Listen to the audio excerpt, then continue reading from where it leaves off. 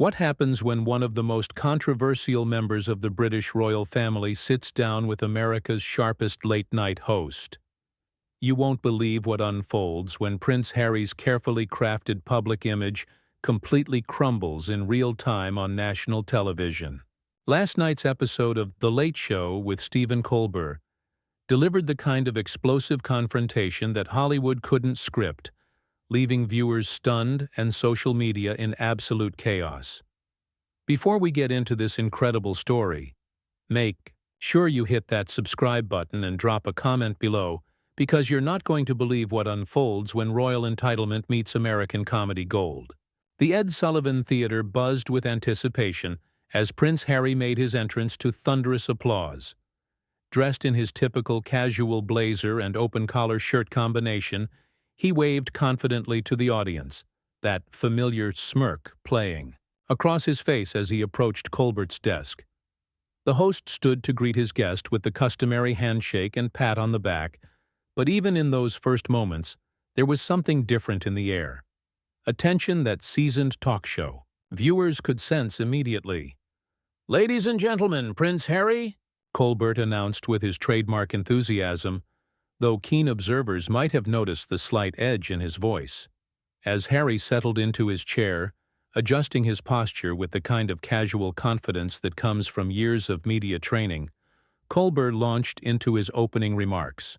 "Your Royal Highness, or do I still call you that? I can never keep track of the royal protocol these days," Colbert began, his comment drawing nervous laughter from the audience. Harry's smile tightened almost imperceptibly, but he maintained his composure. "Just Harry is fine, Stephen. I think we've moved past all that formality, haven't we?" Harry replied, his British accent carrying just a hint of condescension that didn't go unnoticed by the sharp-eyed host. "Right, just Harry. The man who walked away from 1,000 years of tradition to find himself in California," Colbert continued, his tone still light, but with an underlying current that suggested this wasn't going to be the typical softball celebrity interview. "Tell me, how's that working out for you? The whole finding yourself thing?" Harry's laugh came out forced, and for the first time since sitting down, his media-trained facade showed the tiniest crack. "Well, Stephen, I think it's important for people to live authentically, don't you? Sometimes that means making difficult choices that others might not understand." "Absolutely," Colbert nodded, leaning back in his chair with the predatory patience of a comedian who's spotted his opening. "And speaking of authentic choices, let's talk about your new ventures. Netflix, deals, book contracts, speaking engagements. Quite the entrepreneur you've become. Some might say you've monetized your royal connections rather effectively." The audience fell silent, sensing the shift in tone. Harry's jaw tightened, and his hands gripped the arms of his chair slightly. "I think that's a rather cynical way to look at it, Stephen. My wife and I are simply trying to build something meaningful, something that serves others." Of course," Colbert said, his voice dripping with the kind of fake sincerity that his regular viewers knew meant trouble was brewing. "And nothing says serving others like a multi-million-dollar Netflix deal and charging 6 figures for speaking fees about the importance of mental health and privacy, right after publishing a tell-all book about your family." Harry's composure was beginning to visibly crack. The prince shifted uncomfortably in his seat, his famous charm giving way to something much less palatable. "I think you're mischaracterizing what we're trying to accomplish here," he said, his voice taking on an edge that hadn't been there moments before. "Am I?" Colbert pressed, leaning forward now like a shark that had tasted blood in the water. "Because from where I'm sitting, it looks like you found a pretty lucrative way to have your cake and eat it too. Royal privilege when it suits you, common man when it doesn't." The tension in the studio was now palpable, and what had started as a routine celebrity interview was rapidly transforming into something much more volatile. Harry's famous smile had completely disappeared, replaced by a look of barely contained irritation that suggested the real fireworks were just beginning. The audience could feel the shift. That electric moment when polite celebrity banter transforms into something raw and unpredictable. Colbert, sensing he had struck a nerve, pressed forward with the relentless precision that had made him a master of his craft. "Look, Harry," Colbert continued, his tone becoming more direct, "I've interviewed a lot of people who've reinvented themselves, but usually they don't spend half their time complaining about the very institution that made them famous in the first place. You can't have it both ways. You can't trash your family on Oprah, write a book airing their dirty laundry, and then act surprised when people question your motives." Harry's face flushed red, his royal composure cracking like ice under pressure. "You clearly don't understand the situation," he snapped, his voice rising above the careful modulation he'd maintained throughout his media career. "I didn't choose to be born into that family. I didn't ask for any of this." "Nobody asks to be born into their circumstances," Colbert shot back without missing a beat. "But most people don't get to monetize their family drama to the tune of hundreds of millions of dollars. Most people don't get to play the victim while living in a Montecito mansion." The audience sat in stunned silence as Harry's carefully constructed public persona began to unravel before their eyes. His hands were now visibly shaking, whether from anger or something else entirely, and his voice took on a petulant quality that reminded viewers uncomfortably of a spoiled child throwing a tantrum. "You don't know what you're talking about," Harry said, his accent becoming more pronounced as his emotional control slipped. "You have no idea what it's like to have your entire life scrutinized, to have every move you make dissected by people who've never walked in your shoes." Colbert leaned back, a look of genuine incredulity crossing his face. "Are you seriously complaining about media scrutiny to me, on television, while promoting your latest media venture? The irony is so thick I could cut it with a knife." The prince's jaw clenched visibly, and for a moment it looked like he might actually get up and leave. Instead, he doubled down, his voice taking on an edge that was equal parts desperate and entitled. "At least I'm trying to use my platform for good, unlike some people who just mock others for cheap laughs." The personal attack hung in the air like a slap. Colbert's eyebrows shot up, and the temperature in the room seemed to drop several degrees. The host's famous quick wit had been challenged directly, and everyone in the studio knew that this was the moment of no return. "Cheap laughs?" Colbert repeated slowly, his voice dangerously quiet. "Is that what we're calling it when someone points out the obvious contradictions in your narrative? Because from where I'm sitting, the only thing that's cheap here is watching someone trade on their dead mother's memory, while simultaneously destroying what's left of her legacy." The words hit Harry like a physical blow. His face went white, then red, then white again. The mention of Princess Diana, the one topic that was supposed to be off-limits, had crossed a line that couldn't be uncrossed. The studio fell so silent you could hear the cameras humming, and even the seasoned production crew seemed frozen in place, unsure whether to keep rolling or cut to commercial. But this was live television, and there was nowhere to hide.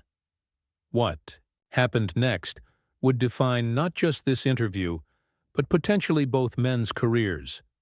Harry's reaction was immediate and visceral. He shot up from his chair so violently that it nearly toppled backward, his face contorted with a rage that stripped away every last vestige of royal training and media polish. The transformation was shocking. Gone was the carefully curated public figure, replaced by something raw and ugly that few had ever seen before. "How dare you!" Harry screamed, his voice cracking with emotion as he jabbed a finger toward Colbert. "How dare you bring her into this? You know nothing about my mother, nothing about what she went through, nothing about what this family did. To her?" The audience gasped collectively, some members audibly recoiling at the sudden explosion of fury. Colbert, to his credit, remained seated, though his knuckles were white as he gripped his desk. The host's eyes never left Harry's face, watching with the fascination of someone witnessing a complete psychological breakdown in real time. "Your mother was a remarkable woman who devoted her life to service," Colbert said, his voice steady, but cold. She understood that with privilege comes responsibility. She never would have sold out her family for Netflix money or written tell-all books to settle personal scores. She had class, something that seems to have skipped a generation. The words hit their target with surgical precision. Harry's face went through a series of expressions: shock, hurt, and then pure, unadulterated fury. When he spoke again, his voice was low and venomous, carrying the kind of entitled arrogance that his critics had always suspected lurked beneath his carefully constructed everyman persona.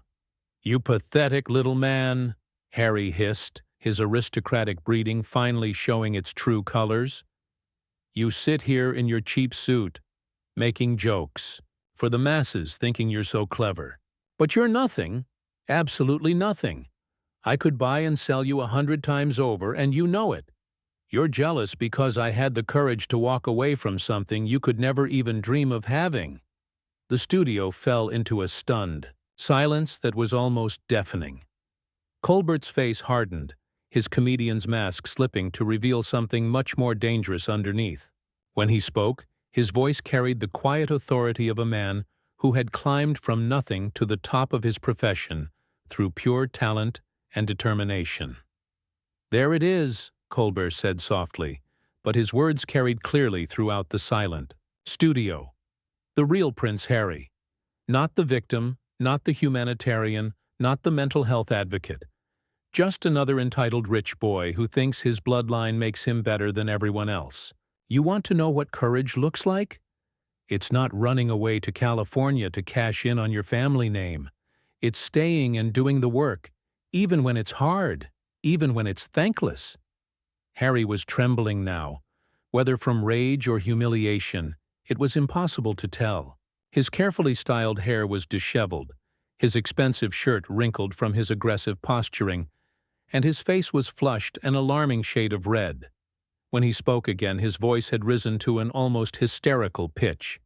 "I don't have to listen to this from you or anyone else," he shouted, spittle flying from his lips. "I've done more good in my life than you ever will. I've served my country. I've helped veterans. I've raised awareness for mental health. What have you done except make jokes and tear people down?" Colbert stood up slowly, his full height imposing as he looked down at the prince, who was quickly becoming a caricature of entitlement and rage. The host's voice was controlled, but there was steel in it that made even the cameras seem to lean in closer. "What have I done?" Colbert repeated, his tone almost conversational. "I've earned everything I have. I didn't inherit it. I didn't marry into it. And I sure as hell didn't write a book trashing my family to pay for it. And unlike some people, I don't lecture others about privacy while putting my personal life on Netflix for the world to see." The confrontation had reached a fever pitch, and everyone in the studio could sense that they were witnessing something unprecedented: the complete and total public meltdown of a member of the British royal family. What happened next would be replayed on social media for years to come. Harry's composure had completely shattered, and in that moment of absolute fury, he made the kind of mistake that would define his public image forever. His face twisted with an expression of pure contempt as he leaned forward, pointing an accusatory finger directly at Colbert's face. "You want to know the truth?" Harry snarled, his voice dripping with venom. "People like you are exactly why I left. Small-minded, bitter little people who can't stand seeing someone rise above their station. You're jealous of everything I represent. The history, the legacy, the connections that open doors you could never even approach."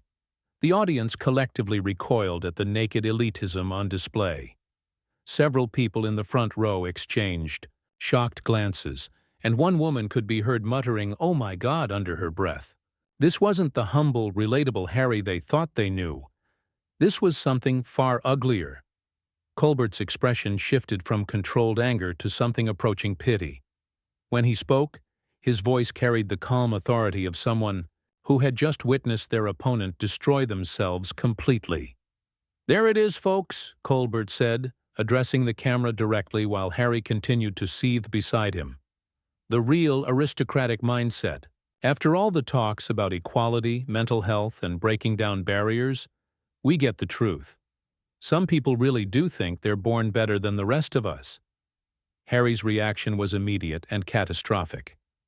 He whirled around to face the audience, his face flushed with indignation, and began addressing them directly in a voice that carried the imperious tone of someone accustomed to deference. "You don't understand what it's like," he shouted, his arms gesticulating wildly. "You people sit here in your little lives, watching television, judging people you've never met, never understanding the sacrifices, the pressure, the responsibility. I've given my life to service while you've given nothing." The audience's reaction was swift and brutal. What had started as gasps of shock quickly transformed into something much more hostile. Scattered boos began to emerge from the crowd, growing louder as Harry's tirade continued. Someone in the back shouted, "Get him off!" and others began to join in with calls of disapproval. Colbert watched with a mixture of professional fascination and genuine concern, as Harry seemed to lose all awareness of where he was and what he was doing. The prince was now pacing back and forth in front of his chair, gesticulating wildly as he continued his rant. "I served in Afghanistan," Harry screamed over the growing noise from the audience. "I've dedicated my life to helping veterans, to mental health awareness, to making the world better. What have any of you done? What contributions have you made? You sit there judging me while living off the entertainment I provide."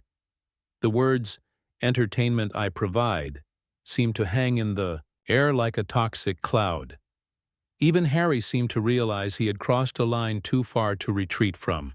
His face went pale as he processed what he had just said. But the damage was irreversible. Colbert stepped forward, his voice cutting through the chaos with surgical precision. "Ladies and gentlemen, I think we've just witnessed someone reveal exactly what they think of the people who made them famous. Entertainment I provide." As if his personal struggles and family drama were some kind of generous gift to the masses, the studio erupted. The audience was now openly hostile, with boos and jeers echoing throughout the space.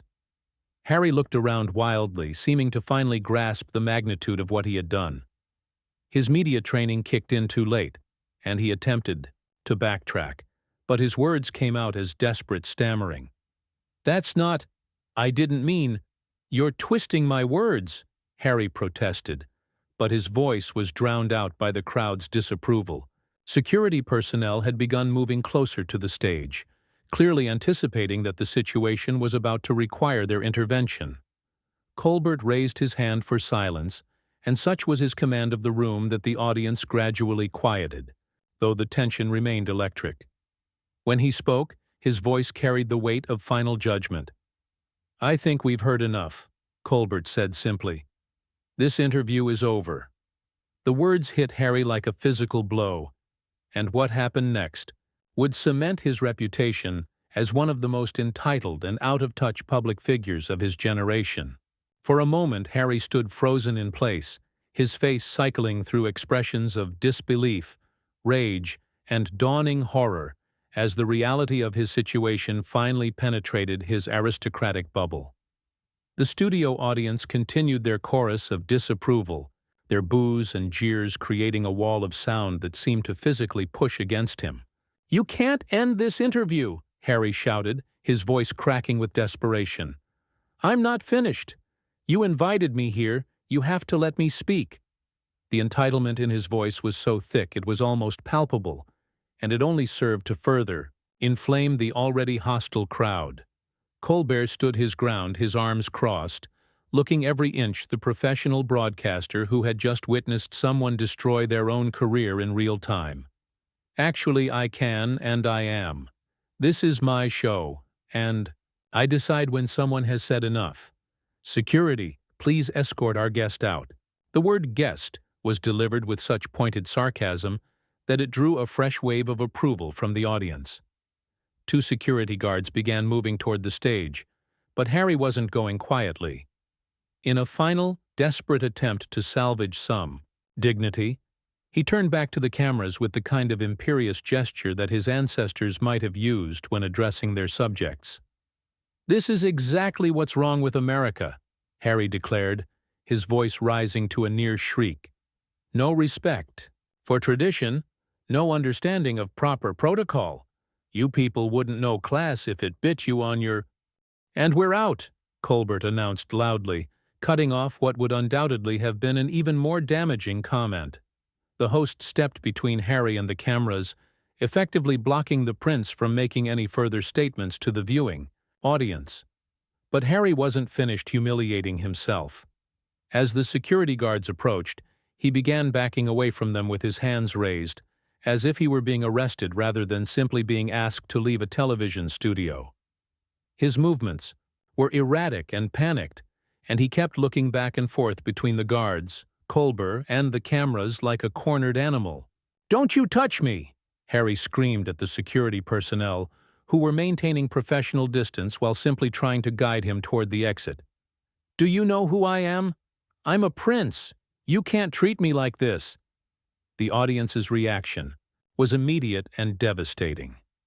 Laughter mixed with the boos now, and someone in the crowd shouted, "Not anymore!" which drew even more laughter and applause. Harry's face went white as the reality of his situation, and his complete loss of public sympathy finally began to sink in. In a final act of spectacular self-destruction, Harry turned back toward Colbert and jabbed his finger toward the host one last time.